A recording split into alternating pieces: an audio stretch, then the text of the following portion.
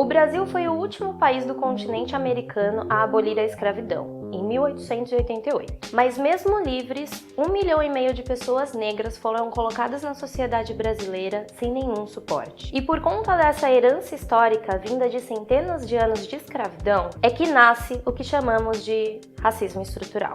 O racismo é uma forma de discriminação que tem raça como alvo, que se manifesta por meio de práticas conscientes ou inconscientes, como um conjunto de hábitos, situações ou falas embutidas em nossos costumes, e que promovem, direta ou indiretamente, o preconceito e a segregação racial.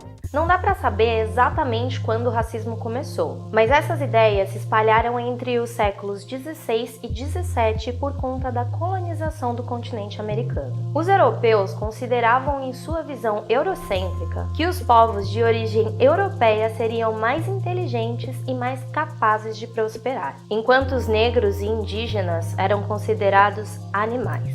Até 1888, os negros eram escravizados, e com a abolição, e sem ter para onde ir, começou o estigma de que negros são preguiçosos e não gostam de trabalhar. E nesse momento, a sociedade, os lugares e as oportunidades ainda preservavam o pensamento escravocrata, e calava a voz dos negros. Não foram elaboradas leis que contribuíssem para combater esse abismo social, causado pelas décadas anteriores, inserindo os negros na sociedade. Os parâmetros para a criação de leis seguiam em um pensamento europeu, que defendia brancos, cristãos e homens. Recém-libertos, os escravizados foram morar em locais onde ninguém queria morar, como os morros, formando as favelas. Sem emprego, sem moradia digna e sem condições básicas de sobrevivência. E mesmo depois de 130 anos de abolição, ainda é muito difícil para a população negra ascender economicamente no Brasil. E mesmo que ascenda, infelizmente ainda vai ter uma experiência de racismo para contar.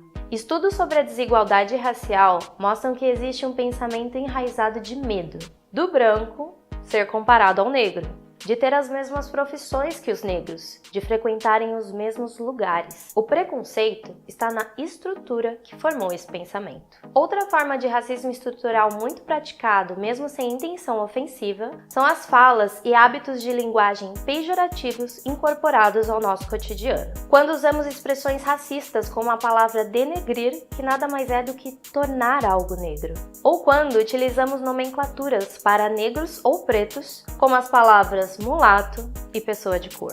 Desde sempre, em todas as pesquisas sociais e demográficas, os autodeclarados pretos ou pardos são maioria nos índices de analfabetismo, de desemprego e têm a menor renda mensal. As estatísticas de cor ou raça produzidas pelo IBGE mostram que, em média, brancos têm maiores salários, sofrem menos com desemprego, são a maioria entre os que frequentam o ensino superior. Isso poderia ser resolvido com a adoção de políticas públicas, que visam reparar aqueles que foram sistematicamente marginalizados e excluídos da sociedade durante tanto tempo, como foi o caso da criação das cotas raciais, que abriram espaço para que a comunidade negra conseguisse ingressar nas universidades. Mas a sociedade brasileira, como um todo, já naturalizou a nossa ausência. Quantas pessoas questionam a falta de negros no legislativo ou no judiciário? Ou porque a maioria dos formandos de curso de medicina não são negros, mesmo num país de maioria negra? Ou onde estão os altos executivos negros? Isso cai sobre a própria comunidade negra. A gente acaba achando que esses lugares não nos pertencem. De acordo com o Infopem, que colhe informações estatísticas do sistema penitenciário brasileiro desenvolvido pelo Ministério da Justiça. Além da precariedade do sistema prisional, as políticas de encarceramento e aumento de pena se voltam contra a população negra e pobre. Entre os presos, 61,7% são autodeclarados pretos ou pardos. E mesmo depois de tudo isso, ainda tem gente que nega que o racismo ainda existe. Ah, mas se eles se esforçarem, eles vão chegar lá. Como se fosse possível chegar no mesmo lugar e no mesmo horário, saindo com bastante atraso. Ou você acha realmente que as oportunidades dadas aos brancos são as mesmas dadas aos negros? É preciso reconhecer que o racismo existe e ele está enraizado nas estruturas da nossa sociedade. E entender que, como já diria a maravilhosa Angela Davis, numa sociedade racista, não basta apenas não ser racista, tem que ser antirracista.